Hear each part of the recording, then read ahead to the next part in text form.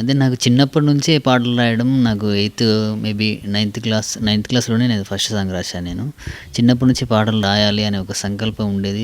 చిన్నప్పటి నుంచి సుద్దాల అశోక్ తేజ గారి ఇంటర్వ్యూ గాని, పేపర్‌లో చూస్తున్నప్పుడు చంద్రబోస్ గారు గాని చూసినప్పుడు నేనెప్పుడు అలా రాస్తానో, ఎప్పుడు అలా పాడతానో అని చెప్పేసి చిన్నప్పటి నుంచి ఉండేది నాకు. నైన్త్ క్లాస్‌లో ఫస్ట్ సాంగ్ రాశాను. ఆ తర్వాత పాటలు రాయాలని చెప్పేసి నేను ఇండస్ట్రీ కోసం వచ్చి తిరిగాను. తిరిగినప్పుడు నాకెక్కడ అవకాశం అంటూ ఒక 4 ఇయర్స్ ఏమో తిరిగాను.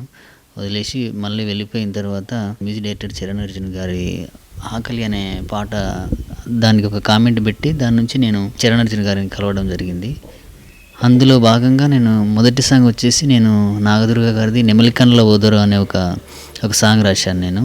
అశ్విని రాథోడ్ గారు పాడారు అది. దాని తర్వాత చరణ్ అర్జున్ గారు ఇతని లోపల ఏదో ప్రతిభ ఉంది, తెలంగాణ పదాలను బాగా రాయగలుగుతున్నాడు, ఇతన్ని ఎంకరేజ్ చేయాలని చెప్పేసి నన్ను మొదటి నుంచి ప్రోత్సహించేవాడు. 'నెమలికన్ల ఓదరు' అనే ఒక ఫస్ట్ సాంగ్ రాశాను నేను. అది కండ్లు మూయా నీవు కండ్లు తెరవా నీవు బండ్లు ఎన్నొస్తున్నా ఎలా నువ్వు రావు, హై నేనేమైపోదురో నెమలి కండ్ల ఓదరు, నేనేమైపోదురో నెమలి కండ్ల ఓదరు, నువ్వు ఏడాదికోసారి గుర్తొస్తావు తనన ఇదంటే సంథింగ్.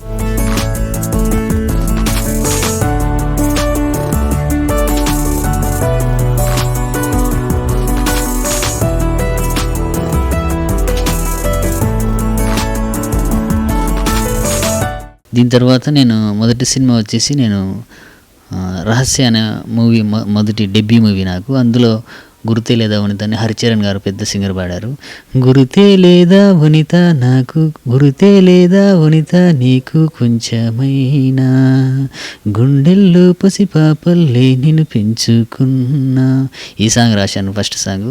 దీని తర్వాత నాకు బాగా ఎంకరేజ్ చేసిన మూవీ అంటే డైరెక్టర్ రమేష్ చెప్పాల గారు 'లగ్గన్' సినిమాలో 'ముషాయిరా' అనే సాంగ్ రాశాను నేను. నకాష్ అజీజ్ గారు పెద్ద సింగర్, బాలీవుడ్ సింగర్ పాడారు. ఆ సినిమా తర్వాత నాకు మేబీ ఒక 5 మూవీస్ ఏమో కొత్త సినిమాలు వచ్చాయి. అందులో 'ముషాయిరా' సాంగ్ వచ్చేసి హై గున్నా గున్నా గున్న మా విల్లకాడ గుమ్మానితో పని ఉన్నది తోడా, దూరాలు మనకు ఇంకేడా దూకే ఈ పిల్లో పిట్టగోడా, దన్నా దన్నా డప్పు నా గుండె కాడ నిన్న మొన్న లేదు ఈ సౌండ్ జాడా, నా సర్దారు నువ్వు రో సక్కనోడా సర్దేసుకొస్తా పెట్టబేడా, దుప్పట్ల దూరి దుకేస్త మీద చప్పట్ల మోత మొగాలి ఆడ, కులుక్కు చూస్తే తలుక్కు మేడ సలెక్కువైతే సాగించు క్రీడ, నువ్వు మింగిలైనా సింగిల్ స్టేటస్ గంగల కలిసిందే, బండెక్కి వస్తానే నిన్ను పండక్కి దోలుకబోతానే, ముషాయిరా ముషాయిరా ముషాయిరా ముషాయిరా దిన్నక్కు దింతానే నీ దిల్లోన దిండేసి పంతానే. ఈ సాంగ్ రాశాను.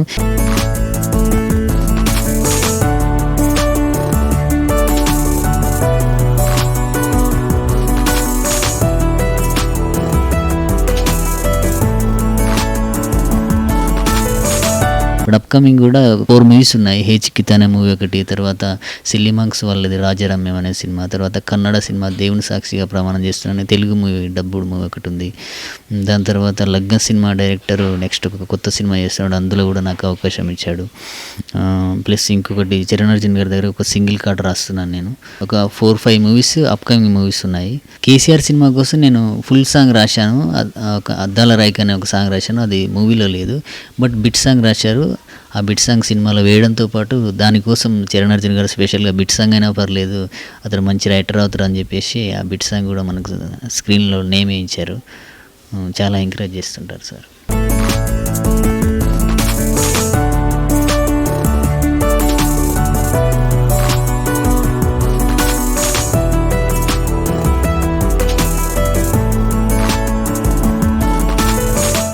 యూట్యూబ్లో వచ్చేసి 'నెమలికన్ల ఓదరు' ఒక సాంగ్, తర్వాత 'పార్వతమ్మ' సాంగ్, తర్వాత 'శిరీష ఓ శిరీష' అని మంచి ఒక లవ్ సాంగ్ ఉంటుంది, అది చరణ్ అర్జున్ గారే పాడారు. తర్వాత చాలా వరకు కొంతమంది పొలిటికల్ లీడర్స్ కూడా కొన్ని పాటలు నేను రాస్తుంటాను.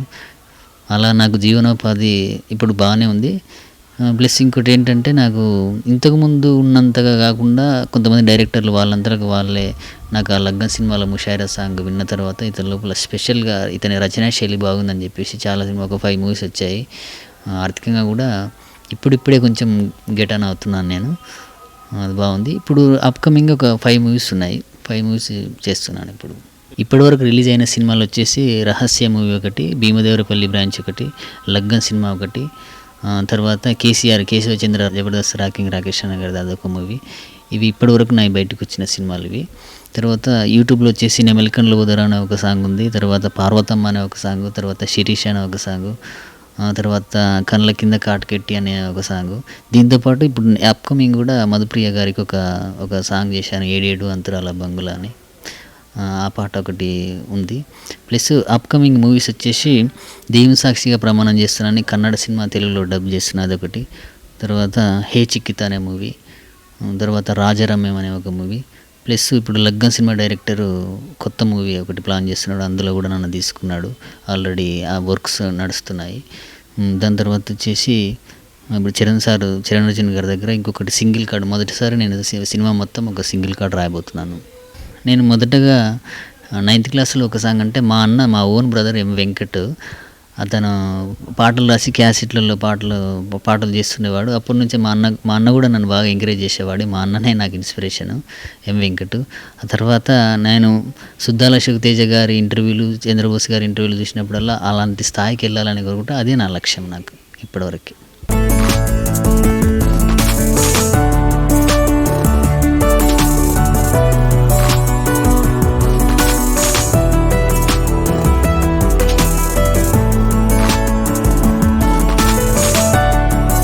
మాది మధ్యతరగతి కుటుంబమేనండి. మాది నాగర్కర్నూల్ డిస్ట్రిక్ట్ పెద్దకొత్తపల్లి మండలం ముష్టిపల్లి విలేజ్ మాది.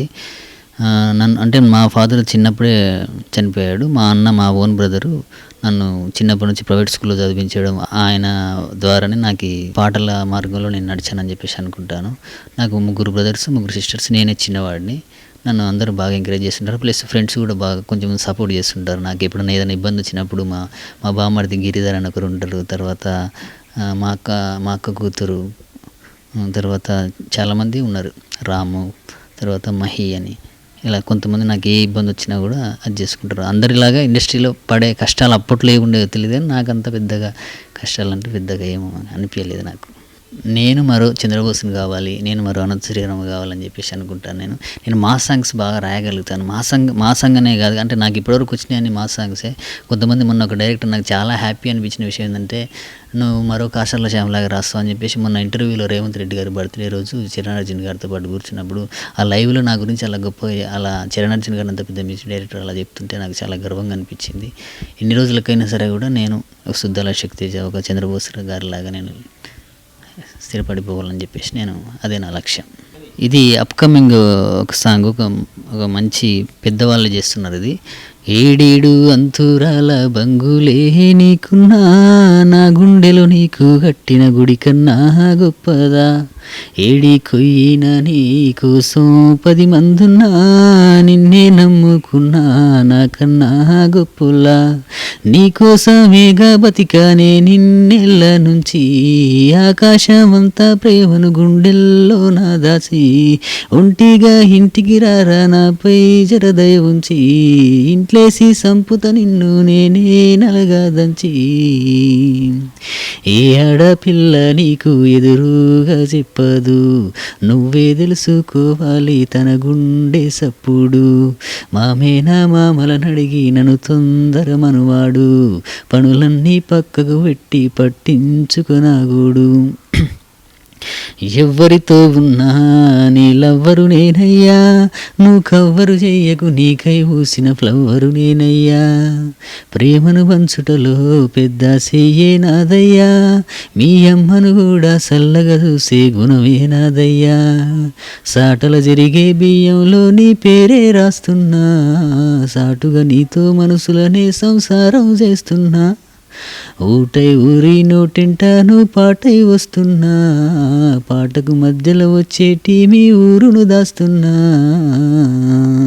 మా రాయి చెట్టు కింద హనుమంతుడినడిగాను, నీ రాతి గుండెను కొంచెం గరిగించమన్నాను. అహల్యాదేవిలాగా రాయై నన్ను నిలుపకు, ఈ సీతను రాముడి చెంతకు చేర్చమని మొక్కాను. ఏడేడు అంతురాల బంగులే నీకున్నా, నా గుండెలు నీకు కట్టిన గుడి కన్నా గొప్పదా.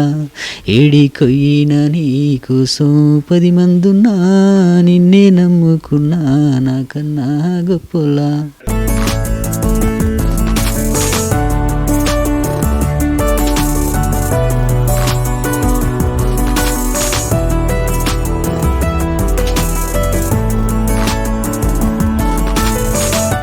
సంజయ్ మహేష్ నాకు ఒక చిన్న యూట్యూబ్లో నేను చేసిన ఒక ఆకలి అనే పాటకి కామెంట్ పెట్టాడు మనోడు.